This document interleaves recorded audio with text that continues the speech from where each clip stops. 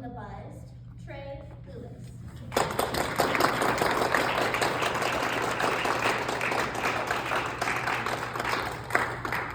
Thank you, Contest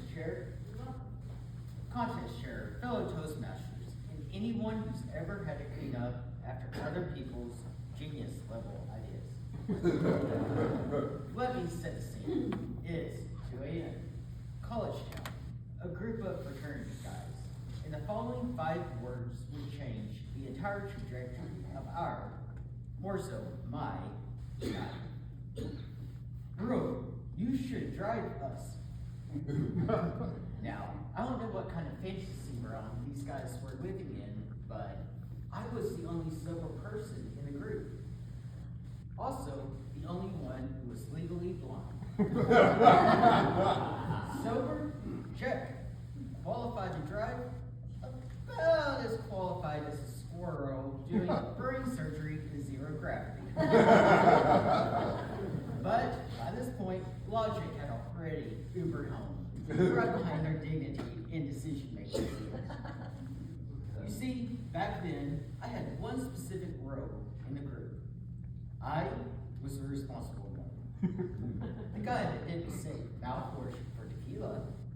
The guy who knew where sheets were. Well, it was at one time.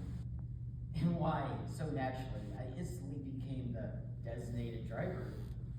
Which is hilarious, because the only thing I was legally able to designate was which fast food restaurant we'll be stumbling to.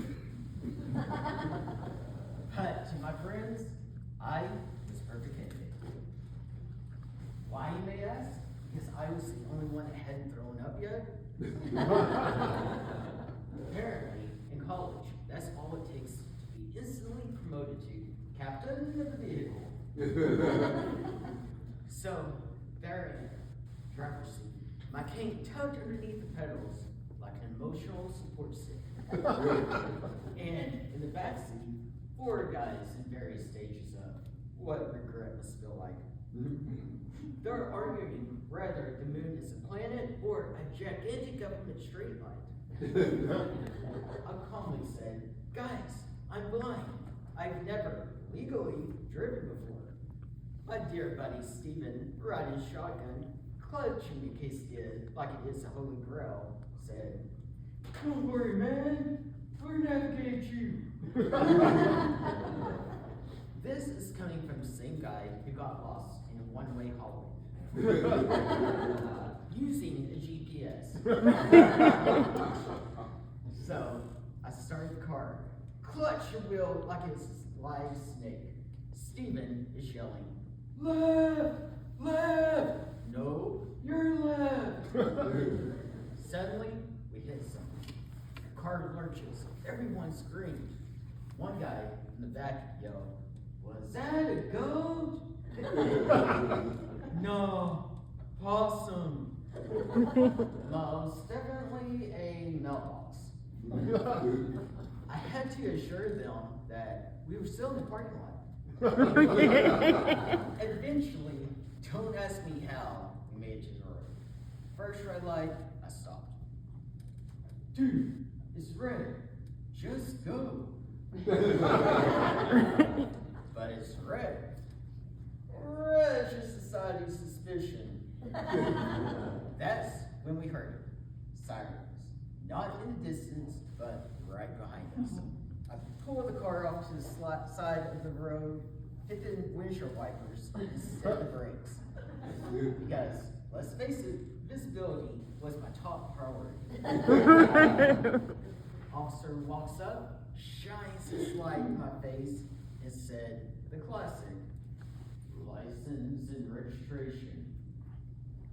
Officer, I'm blind. The officer sighs deeply, presses his head into the window to look at the 4 gremlins in the backseat. One was holding a slice of pizza and talking to it like it is his childhood pet. The other is holding an empty taco wrapper, like a man who just discovered a map to Atlantis. And the third was holding a chip and declaring his love to it Because, let's face it, it was the most beautiful woman he has ever seen. The officer sighs, shakes his head like a man who realizes he's going to be up until sunrise doing paperwork. That's when he said the following words I would never forget. Honestly, you're the safest option I have seen all evening. Drive safe. So, what did I learn from this experience? More so, what did we learn? Leadership isn't always about being the most qualified. At times, it's about being the least disastrous option.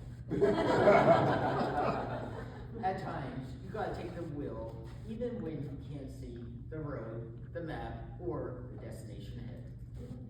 So the next time your friends looks you dead in the eye and says, you should drive us, remember to smile, buckle up, and remember, confidence is a must, side optional.